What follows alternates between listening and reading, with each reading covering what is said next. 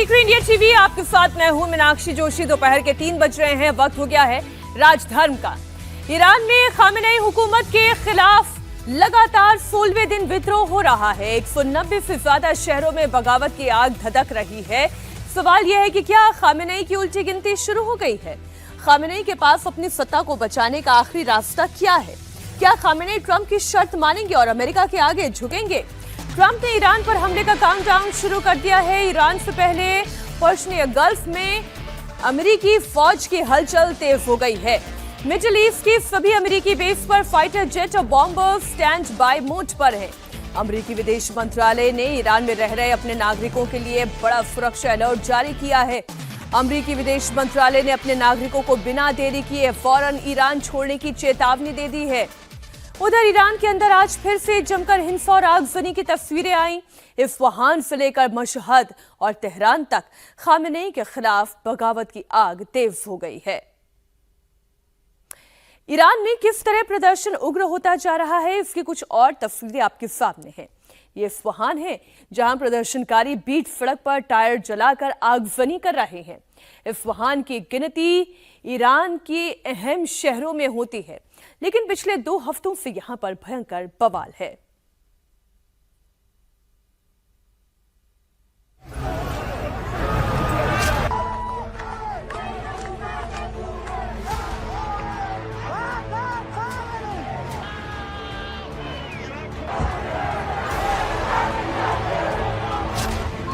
Public Iran में Khamenei के poster पर गोली मार रही है।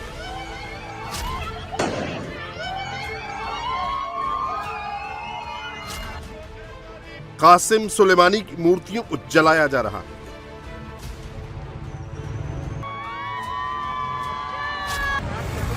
पुलिस पर पेट्रोल बम से हमला हो रहा है। सुरक्षा बलों की गाड़ियों को फूंका जा रहा है।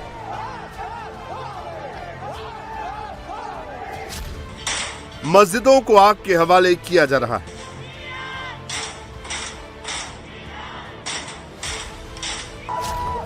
सरकारी इमारतों में आगजनी की जा रही है।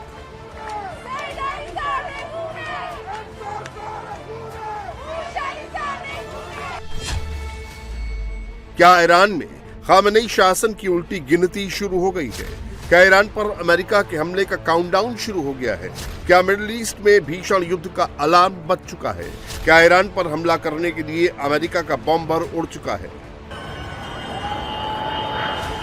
ईरान से लगी पारस की खाड़ी में अमेरिकी फोर्स की हलचल तेज हो गई है। मिडिल ईस्ट के सभी बेस पर अमेरिकी सेना फुल हाई अलर्ट मोड पर आ गई है। ट्रंप कभी भी अपनी फौज को ईरान पर हमला करने का ग्रीन सिग्नल जारी कर सकते हैं।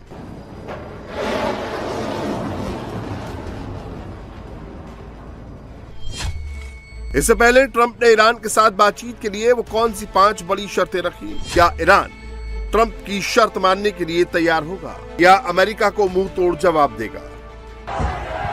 इंटरनेट बंदी और टोटल ब्लैकआउट के बावजूद ईरान में खामेनेई के खिलाफ विद्रोह की आग थमने का नाम नहीं ले रही है।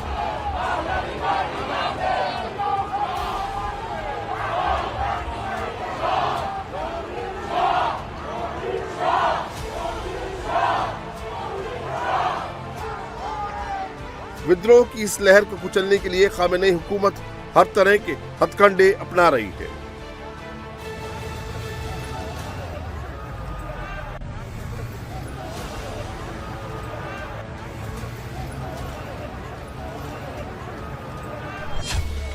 सरकार अपने समर्थन में रैली निकलवा रही है। विरोध करने वालों को सीधे गोली मारी जा रही है। खामेनेई की फोर्स ईरान की सड़कों पर लाशों का ढेर लगा रही है।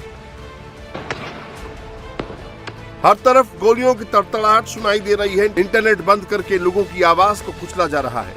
ये तेहरान की तस्वीर है जहां ईरानी सुरक्षा बल प्रदर्शनकारियों पर गोलीबारी कर रहे हैं।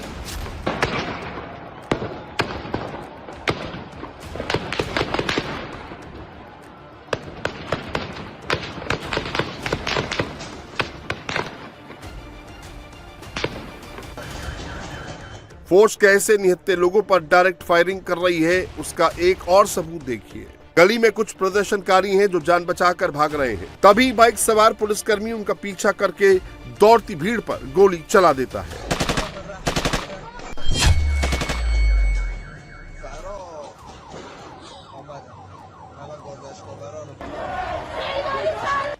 एक और तस्वीर में पुलिसकर्मी बिल्डिंग से निशाना लेते हैं और नीचे खड़ी भीड़ पर सीधे गोली चला देते हैं। प्रदर्शनकारी कह रहे हैं कि खामेनेई की फोर्स ये सब प्रदर्शन को कुचलने के लिए कर रही है ताकि लोग विरोध करने अपने घरों से बाहर ना निकले, लेकिन पब्लिक अब पीछे हटने को तैयार नहीं है।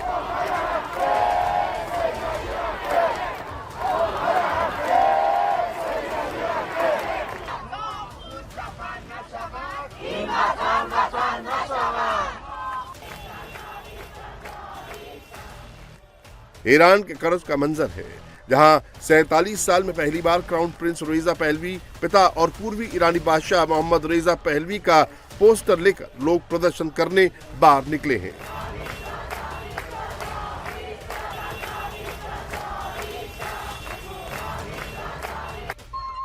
इस्लामी निजाम से पब्लिक किस कदर गुस्से में है, उसका एक और सैंपल देखिए। युवक को कुछ नहीं मिला तो उसने बैनर पर लगी खामेनेई की तस्वीर को ही गोली मार दी।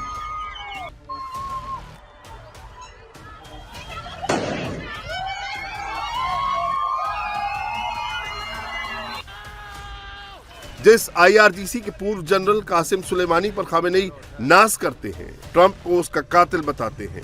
ईरान में जिनको शहीद का दर्जा मिला है, पब्लिक उस कासिम सुलेमानी के स्टैचू को भी आग के हवाले करने से नहीं हिचक रही है।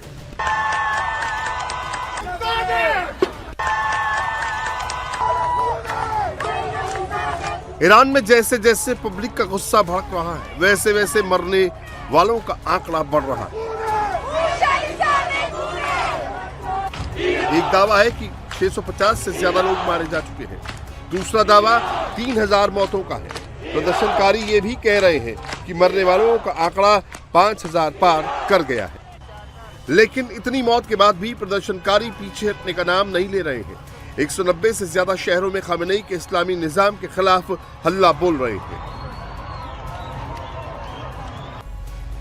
ये ईरान के राष्ट्र की शिया मस्जिद है, जिसे गुस्साई भीड़ ने फूंक दिया। ईरानी सरकार का कहना है कि 16 दिन के अंदर देश भर में 350 से ज्यादा मस्जिदों को विद्रोह ने आग के हवाले कर दिया है।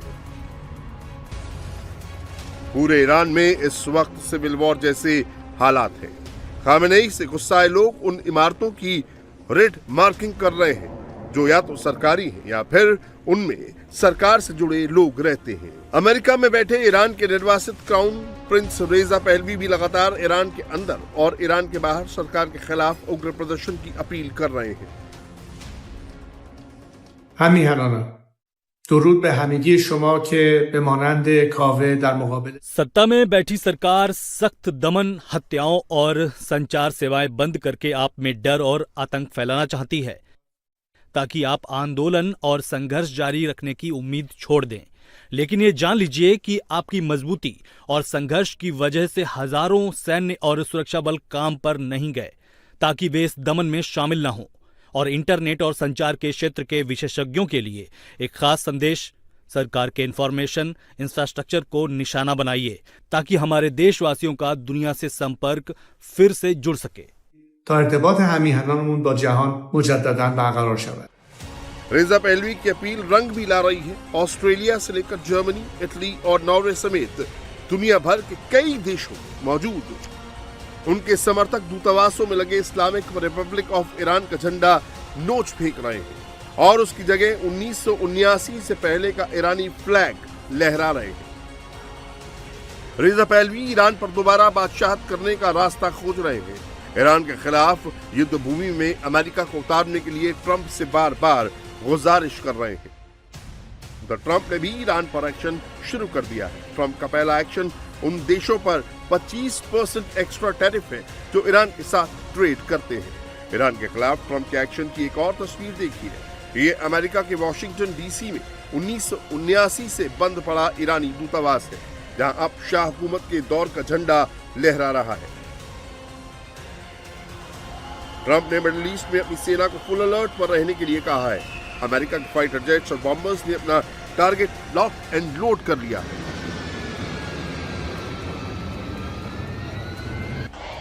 उधर खामेनेई भी अमेरिका के हर हमले का जवाब देने के लिए तैयार बैठे हैं। हुकूमत के खिलाफ हो रहे विरोध प्रदर्शन के जवाब में खामेनेई ने 12 जनवरी को पूरे ईरान के अंदर अपने समर्थन में रैली निकाली।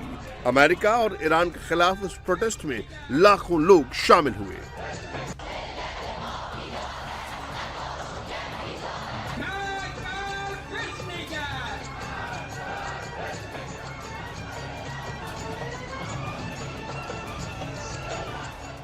از میلیون‌ها زن و مرد ایرانی आओ और देखो कि हम इस क्षेत्र में तुम्हारे सभी ठिकानों को कैसे नष्ट करेंगे। आओ और देखो कि ईरान के रक्षक तुम्हें अमेरिका के इतिहास में कैसे जलाकर दर्ज कर देंगे। भ्रम में जी रहे हैं ट्रंप। जो झूठ तुम्हें बताए जा रहे हैं उन पर भरोसा मत करो।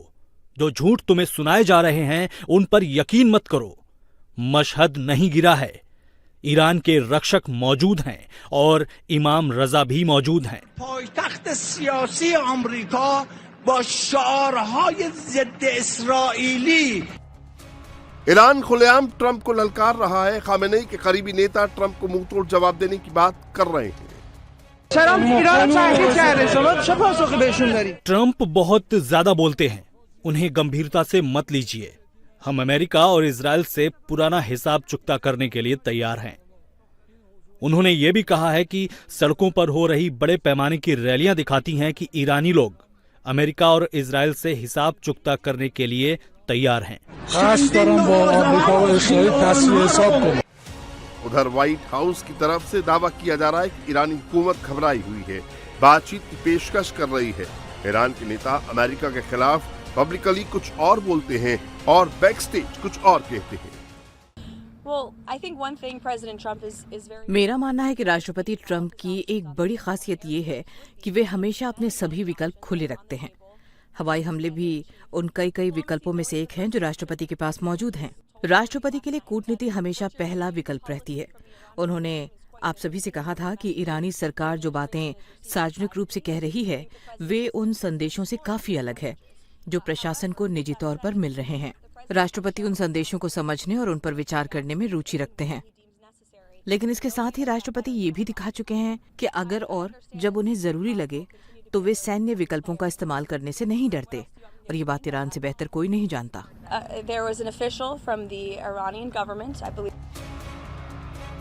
रिपोर्ट्स के मुताबिक ट्रंप ने ईरान के साथ बातचीत के लिए 5 बड़ी शर्तें रख दी हैं। पहली ये कि प्रदर्शनकारियों पर गोलीबारी फौरन बंद की जाए, हिरासत में लिए गए प्रदर्शनकारियों को रिहा किया जाए, ईरान अपने एनरिच्ड यूरेनियम को फौरन सरेंडर कर दे, लंबी दूरी की बैलिस्टिक मिसाइल बनाना बंद कर दे और मिडिल ईस्ट में अपने प्रॉक्सी संगठनों को मदद देना रोक दे। प्रदर्शनकारियों के बीच हथियारबंद लोग देखे गए।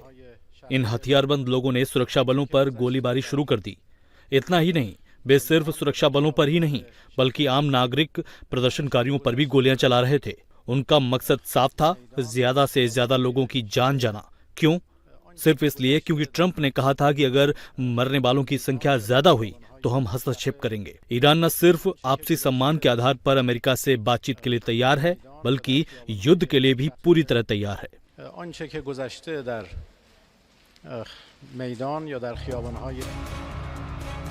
अब सवाल ये है कि क्या ईरान ट्रंप की इन शर्तों को मानेगा या फिर अमेरिका के साथ महायुद्ध की ठानेगा।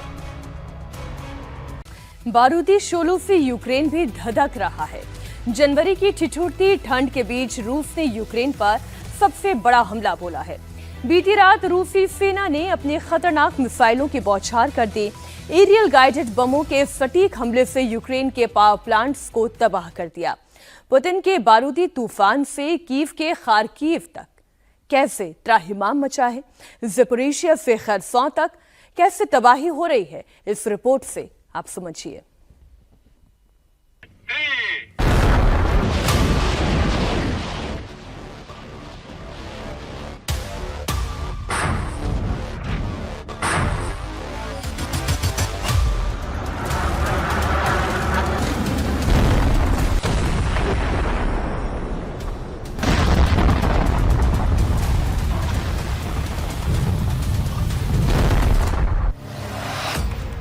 यूक्रेन के खिलाफ सबसे बड़ी स्ट्राइक, यूएन तक पहुंची धमाके की गूंज।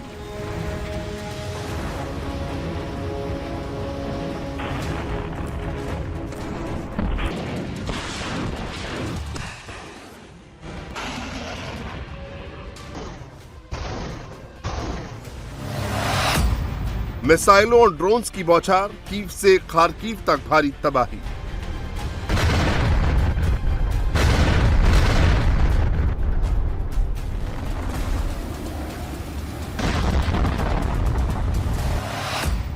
ज़ेलेंस्की पर पुतिन का बारूदी तूफान, यूक्रेनी नागरिकों में त्राहिमाम।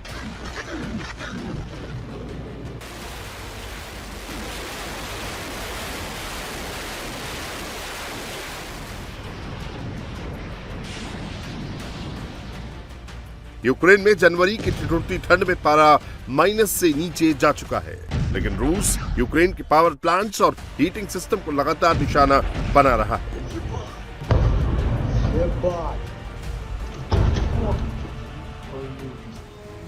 बीती रात को रूसी सेना ने यूक्रेन पर सबसे बड़ा वार किया है। 20 से ज्यादा बैलिस्टिक मिसाइलें दागकर यूक्रेन को दहला दिया है। रूस की 2 बैलिस्टिक मिसाइलों ने राजधानी कीव को निशाना बनाया, एनर्जी इंफ्रास्ट्रक्चर को टारगेट किया, जिससे झरपेन, बूचा और गोस्ते मेल में बिजली गुल हो गई।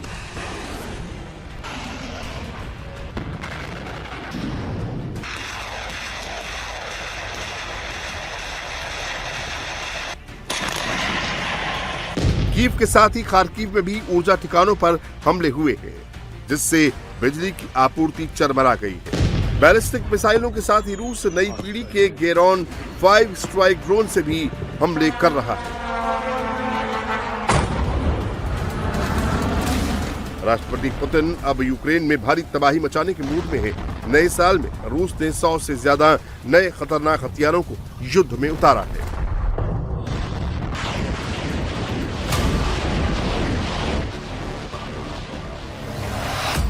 रूस अब नई पीढ़ी के ओरेश्निक बैलिस्टिक मिसाइल को युद्ध में उतार चुका है। ये ध्वनि की रफ्तार से 10 गुना तेज उड़ान भरती है। इसके साथ ही स्कंदर बैलिस्टिक मिसाइलों से भी यूक्रेन पर हमले कर रहा है। ये 500 किलोमीटर तक टारगेट पर अचूक निशाना लगाती है। रूसी सेना किंजल मिसाइल से भी यूक्रेनी शहरों को तबाह कर रही है। ये हाइपरसोनिक स्पीड से उड़ती है। इसकी ट्रैकिंग बेहद मुश्किल है। इसके साथ ही ज़िरकॉन हाइपरसोनिक क्रूज मिसाइल से भी यूक्रेन में भारी तबाही हो रही है। ये ध्वनि की रफ्तार से 8 गुना तेज उड़ती है। मिसाइलों के साथ ही रूस अब गेरॉन 5 स्ट्राइक ड्रोन को भी युद्ध में उतार चुका है। नई पीढ़ी के इस ड्रोन में जेट का काफी पावरफुल इंजन है, जो करीब 90 किलोमीटर तक वॉरहेड ले जा सकता है। कड़ाके की ठंड में रूस जिस तरह से यूक्रेन के पावर प्लांट्स और गैस डिपो को निशाना बना रहा है, उससे यूनाइटेड नेशंस तक की चिंता बढ़ गई है। रूस के घातक मिसाइल और ड्रोन हमलों के बीच यूनाइटेड नेशन सिक्योरिटी काउंसिल की इमरजेंसी बैठक बुलाई गई। इस बैठक में रूसी हमलों से तबाह हो रही यूक्रेनी इंफ्रास्ट्रक्चर पर चर्चा हुई। As temperatures plummet far below freezing, the Russian Federation has intensified its systematic attacks targeting Ukraine's energy infrastructure. The strikes have killed and injured scores of civilians and deprived millions of Ukrainians of electricity, heating, and water for prolonged periods. करीब 4 साल से चल रहे इस विनाशकारी युद्ध में अब तक हजारों लोग मारे जा चुके हैं, जबकि बड़ी तादाद में लोग अब भी लापता हैं। यूनाइटेड नेशन की रिपोर्ट के मुताबिक इस भीषण युद्ध में अब तक करीब 15,000 से ज्यादा लोगों की मौत हो चुकी है, जिसमें 763 बच्चे भी शामिल हैं। यूक्रेन में बीते साल यानी 2025 में कम से कम 2,514 लोगों की मौत हुई, जबकि 12,142 लोग घायल हुए, जो 2024 के मुकाबले 31% ज्यादा है। रूस और यूक्रेन के बीच जारी जंग के बीच अमेरिका का बड़ा बयान आया है। यूनाइटेड नेशन सिक्योरिटी काउंसिल की बैठक में अमेरिका के डिप्टी एम्बेसडर टेमू ब्रूस ने ओरेश्निक मिसाइल हमले का जिक्र किया।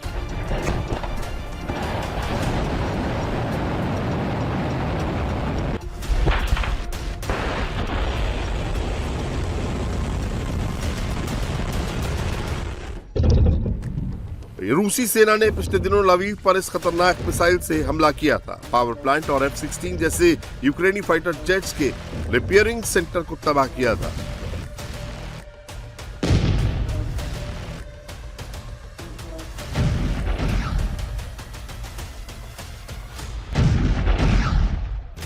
अमेरिका ने कहा कि रूस खतरनाक तरीके से जंग को बढ़ा रहा है।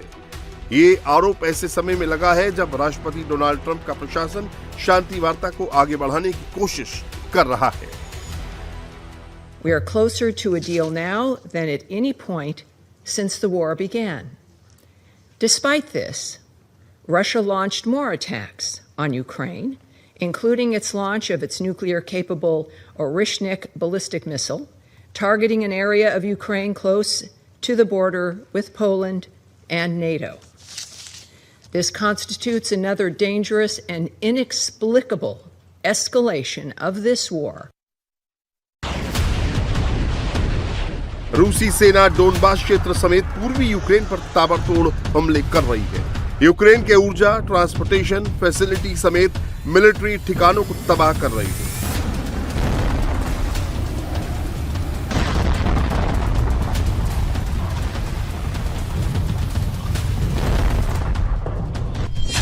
रूस का दावा है कि बीते 24 घंटे में उसकी सेना ने यूक्रेन के 157 इलाकों पर हमला किया। रूसी सेनाओं ने जापोरेजिया क्षेत्र में एक और बस्ती पर कब्जा कर लिया है।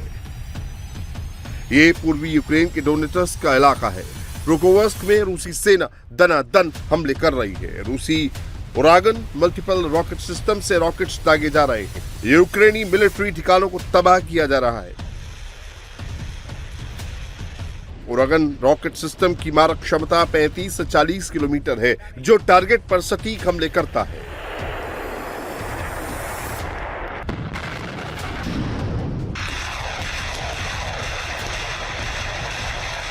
तबाही की ये तस्वीरें यूक्रेन के खार्किव की हैं। रूसी मालवा तोपखाने फटाफट आग उगल रहे हैं। ये हॉवित्जर तोपखाने यहां छिपे हुए यूक्रेनी गढ़ को तबाह कर रहे हैं। पूरा इलाका धुआं धुआं हो रहा है।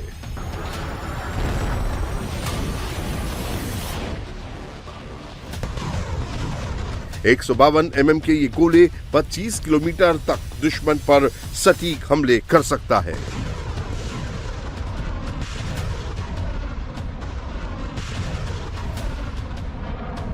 खार्किव के साथ ही जापोरोजिया क्षेत्र में भी भारी तबाही हो रही है। ये रूसी सेना का थर्मोबारिक रॉकेट सिस्टम है, जिससे यूक्रेनी बंकरों को ध्वस्त किया जा रहा है।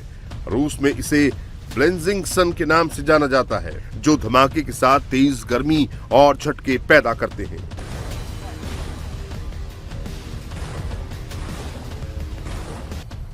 ये दुश्मन के मजबूत ठिकानों के खिलाफ काफी प्रभावी होता है। मजबूत से मजबूत बंकरों को ध्वस्त कर देता है।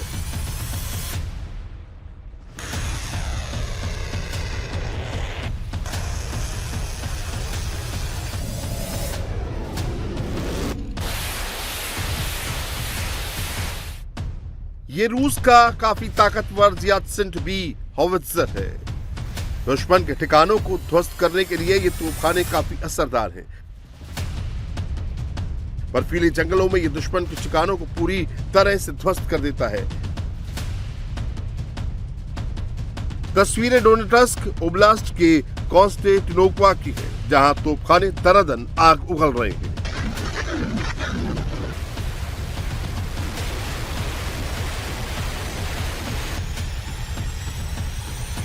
भीषण जंग के बीच रूस ने अमेरिका में बने F-16 फाइटर जेट को मार गिराने का बड़ा दावा किया है। रूस का दावा है कि उनकी सेना ने S-300 एयर डिफेंस सिस्टम की मदद से इस लड़ाकू विमान को निशाना बनाया।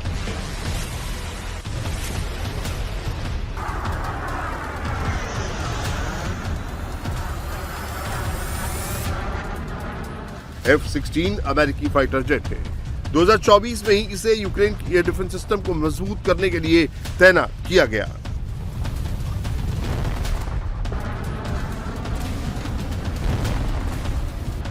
रूस और यूक्रेन के बीच जिस तरह से घातक हमले हो रहे हैं, युद्ध में खतरनाक मिसाइलों और ड्रोन्स का इस्तेमाल हो रहा है, उससे लगता है कि आने वाले दिनों में ये जंग और भी भड़क सकती है। दोनों ओर और भी तबाही हो सकती है।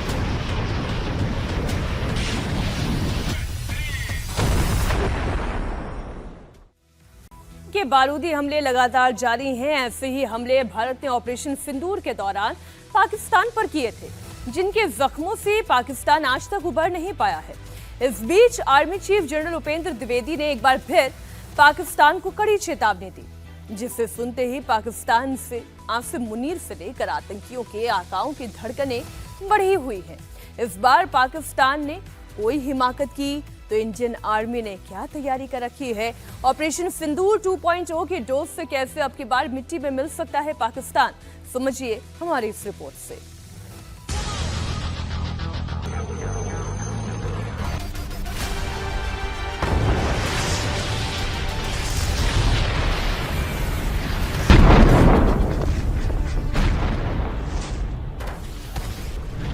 कोई ऐसे दोबारा हरकत हुई तो हम जरूर उसको, जो हमारा इरादा है, हम उसको जरूर अंजाम दें। आर्मी चीफ की चेतावनी, फिर कांप उठे शहबाज मुनीर।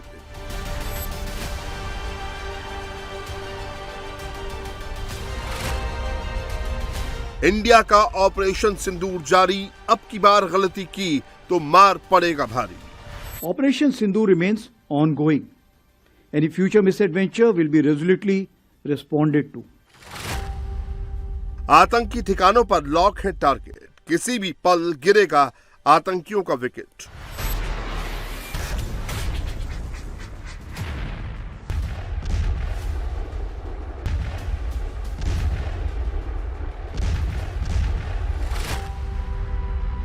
चीन की चालबाजी पर भी कड़ी नजर, एलएसी पर भारत की मजबूत पकड़।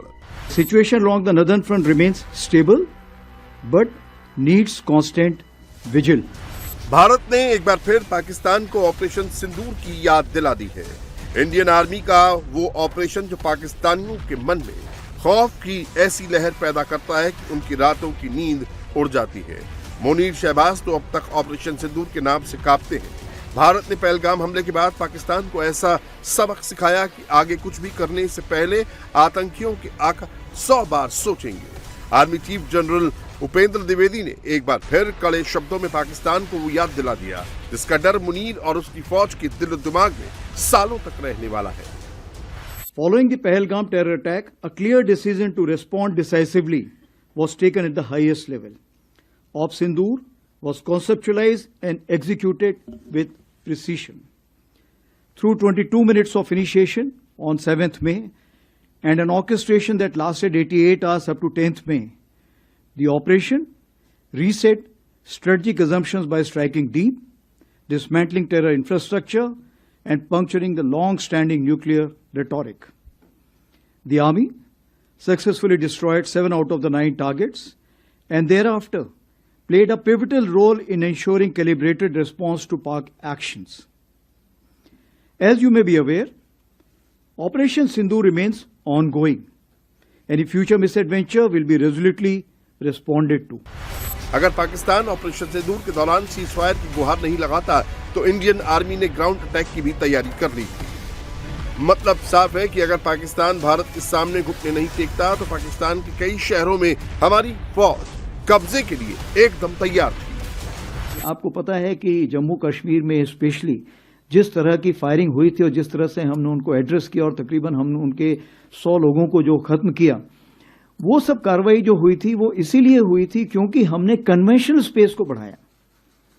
और उस 88 आवर्स में आपने देखा कि कन्वेंशनल स्पेस को बढ़ाने के लिए आर्मी का जो मोबिलाइजेशन था वो इस प्रकार से था कि कोई भी ऐसी गलती अगर पाकिस्तान ने की जिसमें कि हमें मजबूर होना पड़ा, ग्राउंड ऑपरेशन शुरू होने के लिए हमने पूरी तैयारी की। ऑपरेशन सिंदूर जारी है और इंटरनेशनल बॉर्डर पर और एलओसी के पार आतंकियों के कैंप्स पर सेना की पूरी नजर बनी हुई है। मतलब साफ है, जिस दिन भी सटीक जानकारी हाथ लगी तो इन आतंकी ठिकानों को ब्रह्मोस की मार से मिट्टी में मिलाया जा सकता है। कि जितनी खबर हमारे पास है, तकरीबन 8 कैंप्स अभी भी हमारे ऐसे नॉलेज में हैं जो कि एक्टिव हैं, जिसमें से 2 तकरीबन आईबी के अपोजिट हैं और 6 एलसी के अपोजिट हैं। और इन कैंप्स में तकरीबन अभी भी हम समझते हैं कि किसी प्रकार की प्रेजेंस या ट्रेनिंग है, तो इसलिए हम उसके नज़र रखे हुए हैं, उसकी खबर कोशिश करते हैं हासिल करने की, और अगर कोई ऐसे दोबारा हरकत हुई तो हम ज़रूर उसको, जो हमारा इरादा है, हम उसको ज़रूर अंजाम दें। ऑपरेशन सिंदूर के बाद पाकिस्तान में बैठे आतंकियों के आकाओं को भर्ती के लिए आतंकी नहीं मिल रहे हैं। सबको पता है कि अगर भारत के खिलाफ कदम भी उठाया, सोचा भी, तो अंजाम वही होगा जो मई 2025 में देखने को मिला था। कश्मीर घाटी से भी चुन चुन कर आतंकियों का सफाया किया जा रहा है। In 2025, 31 terrorists were eliminated, of which 65% were Pakistan origin, including the 3 perpetrators of the Pahalgam attack neutralized in Operation Mahadev. Active local terrorists are now in single digits. Terrorist recruitment is almost non-existent. Bharat के लिए सिर्फ पाकिस्तान ही खतरा नहीं है, चीन पर भी भारत को हमेशा पैनी नजर रखनी पड़ती है। LAC से लेकर नॉर्थ ईस्ट में जिनपिंग की फौज की नजर हमेशा से भारत की सरजमीं पर है। हमारी सेना को इस बात का अच्छे से एहसास है। भले ही आज की तारीख में हमारे चीन के साथ संबंधों में सुधार आया हो, लेकिन चालबाज चीन के पैतरों पर नजर बनाए रखना बेहद जरूरी होता है। The situation along the northern front remains stable, but needs constant vigil. Our deployment along the line of actual control remains balanced and robust. Concurrently, capability development and infrastructure enhancement are progressing through a whole of government approach. चीन पाकिस्तान की आड़ में भारत के खिलाफ साजिश रचता है। कल ही चीन की विदेश मंत्रालय की प्रवक्ता ने जम्मू कश्मीर की शख्स घाटी इलाके को अपना बताया है। चीन पाकिस्तान आर्थिक गलियारे के जरिए पाकिस्तान तक सड़क बना रहा है, जो इस इलाके से गुजर रही है। चीन का कहना है कि अपने इलाके में इंफ्रास्ट्रक्चर बनाना उसका अधिकार है और इस पर कोई सवाल नहीं उठाया जा सकता। भारत ने भी अपना स्टैंड क्लियर कर दिया है। भारत ने कहा, शख्स काम घाटी हमारा इलाका है और हम 1963 में हुए चीन पाकिस्तान सीमा समझौते को कभी मान्यता नहीं देंगे। इस समय दुनिया के अलग अलग कोने में जंग चल रही है। कुछ देशों के बीच किसी भी वक्त युद्ध शुरू हो सकता है। भारत की दुनिया भर में चल रही हलचल पर भी पूरी नजर है। आर्मी चीफ ने क्लियर मैसेज दे दिया है कि देश अपनी सीमाओं की रक्षा के लिए तैयार है, वहीं आज के मौजूदा हालात में खुद का बचाव कर सकता है। So the past year saw a sharp rise in the number and intensity of armed conflicts worldwide. These global shifts underline a simple reality. Nations that stay prepared prevail. In this backdrop, Operation Sindoor, India's calibrated and resolute response to cross-border terrorism, demonstrated our readiness, precision and strategic clarity. ये नया भारत है, दुश्मन को घर में घुसकर मारना जानता है, दुश्मन को घर में धूल भी चटा चुका है और आर्मी चीफ के ताजा बयान ने एक बार फिर पाकिस्तान में बैठे मुल्ला मुनीर और आतंकियों की आकाओं को नई चेतावनी दे दी है। वार्निंग ऐसी कि अगर पाकिस्तान ने इस बार भारत के खिलाफ कोई साजिश के बारे में सोचा भी तो ऐसा जवाब देगा कि संभलने में शायद कई दशक लग जाएं।